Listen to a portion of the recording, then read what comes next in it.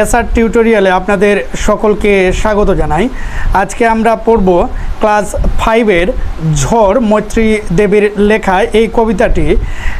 এটি class 5-এর second সাবমেটিভে, first সাবমেটিভে যেসব হয়েছে সেগুলো হলো তোমাদের ফার্স্ট সাবমেটিভ বা প্রথম পর্যায়ক্রমিকে গল্প বুড়ো বুনোহাঁস, দারোগাবাবু এবং হাবু এত মুন্ডার কাহিনী, পাখির কাছে ফুলের কাছে ওরে গৃহবাসী, বিমলার অভিমান, ছোট ছেলেবেলা, এই গল্প কবিতাগুলো হয়ে গেছে।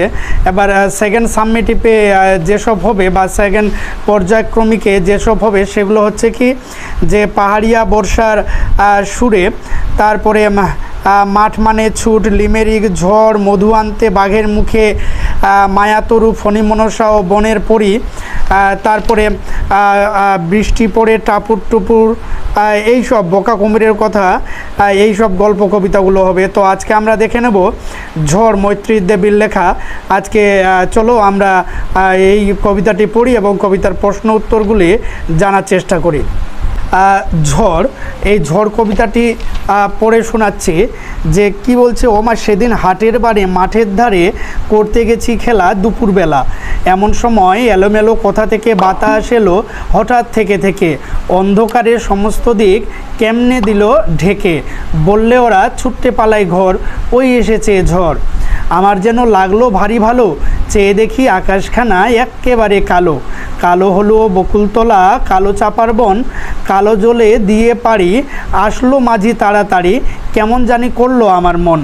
ঝড় কারে মা কয়, আমার মনে হয় কাদের জন্য ছেলে, কালির দোয়াত কেমন করে হঠাৎ দিল ফেলে, যেমন করে কালি আমি তোমার মেঝের উপর ঢালি, হাসলো কমল ঠোঁটটি মেলে, ভীষণ কেমন আগুন জেলে, আকাশ বারে বারে, আবার বুঝি ঘুরে ঘুরে পালিয়ে গেল অনেক দূরে সাত সাগরের পারে। ঝড় কবিতাটিতে মৈত্রী দেবী ছেলেবেলার দেখা কালবৈশাখী ঝড়ের অভিজ্ঞতার সুন্দর বর্ণনা দিয়েছেন। একদিন কবি হাটের বারে দুপুরবেলায় মাঠে খেলা করতে গেছেন, কোথা থেকে এলোমেলো বাতাস এসে সমস্ত আকাশ কালো মেঘে ছেয়ে ফেললো, কালো মেঘে সূর্য ঢেকে চারিদিকে অন্ধকার নেমে এলো। কবির ছোট ছোট বন্ধুরা ঝড় উঠতেই যে যার ঘরে ছুটে পালিয়েছে, চারিদিকে প্রকৃতির অন্ধকারে ঢেকে যেতে দেখে কবির মন আনন্দে ভরে গেল। কবি দেখলেন বকুল গাছের তলায় চাপার বন, নদীর জল কালো বর্ণ ধারণ করেছে, ঝড়ের ভয়ে মাঝি সেই কালো জলে তাড়াতাড়ি নৌকা বেয়ে নদীর পাড়ে এলো। শিশু কবি তার মাকে জিজ্ঞেস করেছে ঝড় কাকে বলে। শিশু কবির মনে হয় হঠাৎ যেন কোনো ছোট ছেলে কালির দোয়াত উবুড় করে মাটিতে ঢেলে দিয়েছে। এখানে কবি অন্ধকারে আকাশের সঙ্গে দোয়াতের কালো কালির তুলনা করেছেন। ঝড়ের হাওয়া যেন তার কোমল ঠোঁটে মৃদু হেসে আকাশে ভীষণ আগুন জেলে ঘুরে ঘুরে সাত সাগরের তীরে পালিয়ে গেল। এবারে আমরা ঝড় কবিতার প্রশ্ন উত্তরগুলি দেখে নেব। যে প্রশ্নগুলি আছে সেগুলোর উত্তর করার চেষ্টা করি। কি বলছে এক নম্বরে, সঠিক উত্তরটি বেছে নিয়ে লেখো। কি বলছে এক নম্বরে যে পশ্চিমবঙ্গে কালবৈশাখী যে ঋতুতে হয়, এখানে অপশন আছে 4টি, গ্রীষ্ম, বর্ষা, শরৎ না শীত। এটা হবে কি যে গ্রীষ্ম। তারপরে 2 নম্বরে আছে দিনের যে সময়ে কালবৈশাখী ঝড় আসে, সকাল, দুপুর, বিকেল না রাত। এটা উত্তরটা হবে কি দুপুর।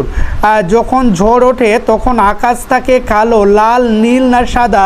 এর উত্তরটা হয়ে যাবে কি যে কালো। গ্রীষ্মের একটি ফুল হলো গাঁদা, গন্ধরাজ, চাপা না পদ্ম।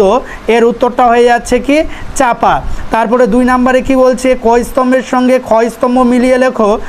এটা কি আছে, মাঝির সঙ্গে কোনটি মিলবে, তাহলে নাইয়া। ঝড়ের সঙ্গে প্রবল হাওয়া, সাগরের সঙ্গে সমুদ্র, চাপার সঙ্গে চম্পক, এলোমেলোর সঙ্গে প্রবল হাওয়া। আমি সুবিধার জন্য আগে করে নিয়েছিলাম। এবার যাব 3 নম্বর প্রশ্নের উত্তরে। এখানে 3 নম্বর প্রশ্নে কী বলা হচ্ছে, চেয়ে ও ভারী শব্দ দুটিকে দুটি আলাদা আলাদা অর্থে বাক্যে ব্যবহার করো। তাহলে একটা কি হবে, চেয়ে চেয়ে দিয়ে শোভা গণিতের সবিতার চেয়ে অনেক বেশি নাম্বার পেয়েছে। আর একটা চেয়ে কি হবে, মাঠে গরুগুলো কেমন রাখালের দিকে চেয়ে আছে। একটা ভারী দিয়ে করি বাক্য রচনা, যে মেয়েটির গানের সুর ভারী মিষ্টি। তারপরে আর একটা ভারী দিয়ে বলি যে বয়স হতে দিদিমার শরীরটা ভারী হয়ে গেছে। তারপরে 4 নম্বরে কি বলা হচ্ছে, যে বিশেষণ আলাদা করে আলাদাভাবে লিখতে বলেছে। তো 4 নম্বরে প্রথমে কি আছে, যে প্রথমে আছে এলোমেলো বাতাস। তো এই যে বাতাসটা হচ্ছে কি বিশেষ্য এবং এলোমেলোটা হচ্ছে বিশেষণ। তারপরে আছে চাপার বন, এখানে কি হচ্ছে, যে চাপারটা হচ্ছে বিশেষণ এবং বনটা হচ্ছে কি বিশেষ্য। তারপরে আছে কি কালো জল, এখানে কালোটা হচ্ছে বিশেষণ এবং জলটা হচ্ছে কি বিশেষ্য। তারপরে আছে কালির দোয়াত, এখানে দোয়াতটা বিশেষ্য এবং কালিরটা হচ্ছে বিশেষণ। এবারে কি আছে, যে কমল ঠোঁট, ঠোঁটটা হচ্ছে বিশেষ্য এবং কমলটা হচ্ছে কি বিশেষণ। এবার 5 নম্বরের প্রশ্ন উত্তর দেখে নেওয়ার চেষ্টা করি, যে ক্রিয়ার নিচে দাগ দাও। ক্রিয়ার নিচে মানে কি, কোনটিকে কাজ করা বোঝাচ্ছে সেটির নিচে দাগ দিতে বলেছে। তাহলে প্রথমেরটা কি আছে, কোথা থেকে বাতাস এলো, এখানে ক্রিয়া কোনটাকে কাজ করা কোনটাকে বোঝাচ্ছে, কাজ করা আমাদের এটাই বুঝতে পারছি, এলোটা কাজ করা বোঝাচ্ছে।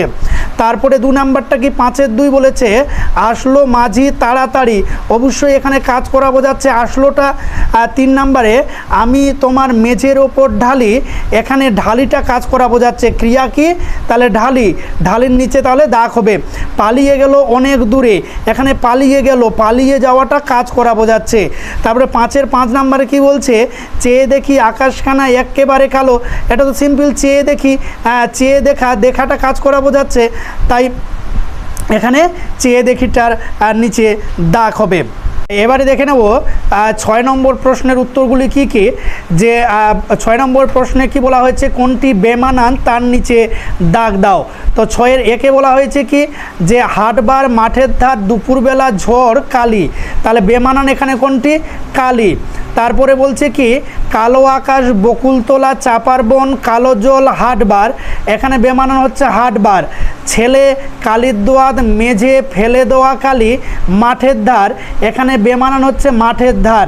তারপরে 6-এর 4 নম্বরে কি বলছে, আকাশ বিদ্যুৎ ঝড় 7 সমুদ্র কালির দোয়াত, এখানে বেমানান হচ্ছে কি বিদ্যুৎ। তারপরে 6-এর 5টা কি বলছে, বাতাস মাঝি ঝড় জল ঘর, এখানে বেমানান হচ্ছে ঘর। আমরা দেখে নেব 8 নম্বর প্রশ্নের উত্তর। 8 নম্বর প্রশ্নে কি বলা হয়েছে, যে এলোমেলো বর্ণগুলিকে সাজিয়ে শব্দ তৈরি করো। তো কীরকম আছে, এলোমেলো কি বর্ণগুলি এলোমেলো করে দেওয়া আছে, সেই বর্ণগুলিকে সাজিয়ে যথাযথভাবে শব্দ তৈরি করতে হবে। তো প্রথমেরটা এলোমেলো, প্রথমেরটাই হবে কি এলোমেলো, তারপরেরটা কি আকাশখানা, তারপরেরটা তাড়াতাড়ি, তারপরেরটা একেবারে, তারপরেরটা বকুলতলা। এই শব্দগুলিকে সাজিয়ে নিলে এই শব্দগুলি তৈরি হয়। 9 নম্বরে কি বলা হচ্ছে, যে শূন্যস্থান পূরণ করো। 9-এর 1-এ বলা হয়েছে আকাশখানা কি হবে শূন্যস্থানে, তাহলে আকাশখানা একেবারে কালো। তারপরে 9-এর 2-এ আসলো মাঝি, এটা কি হবে তাড়াতাড়ি। 9-এর 3-এ আমার যেন লাগলো, এখানে হবে ভারী ভালো। তারপরে 9-এর 4-এ বলছে হাসলো কমল ঠোঁটটি মেলে, মানে এখানে কমল হবে শূন্যস্থানে।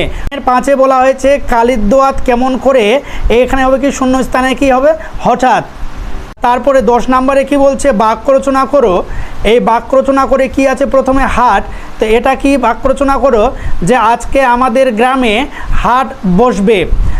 তারপরে কি আছে, বা ভালো, নূর ভীষণ ভালো ছেলে। তারপরে আছে সময়, স্কুলে যাবার সময় হয়ে গেছে। পারি, মাল বোঝাই ট্রাকটি সবেমাত্র পাড়ি দিয়েছে, কিংবা নৌকো বোঝাই নৌকোটি মানুষ নিয়ে পাড়ি দিচ্ছে। তারপরে আছে ভীষণ, আমার বন্ধু রাইয়ান ভীষণ রাগী। বিপরীত শব্দ এরপরে 11 বিপরীত শব্দ। বিপরীত শব্দ কি হচ্ছে? এলোমেলো। এলোমেলো এটার বিপরীত শব্দ হবে কি? পরিপাটি। এলোমেলো মানে কি? অগোছালো বা এলোমেলো। এর বিপরীতটা কি হবে? পরিপাটি। মানে পরে বলছে তাড়াতাড়ি, তাড়াতাড়িটা হবে নিশ্চয়ই তাহলে ধীরে। কমল, কমল মানে নরম, তাহলে কমলটা নিশ্চয়ই এর উল্টোটা কি হবে? কঠিন। তারপরে জেলেটা কি হবে? নিভিয়ে, দূরেটা হবে কাছে। তো এই গেল আমাদের কি ঝড়ের, মৈত্রী দেবীর লেখা ঝড় কবিতার কি গেল যে প্রশ্ন উত্তরগুলি। তো নিশ্চয়ই তোমাদের এটি অনেক উপকার করবে। তো এরপরে আমরা আরও অন্য কোনো গল্প বা কবিতা নিয়ে আসব। তো সকলেই ভালো থাকবে।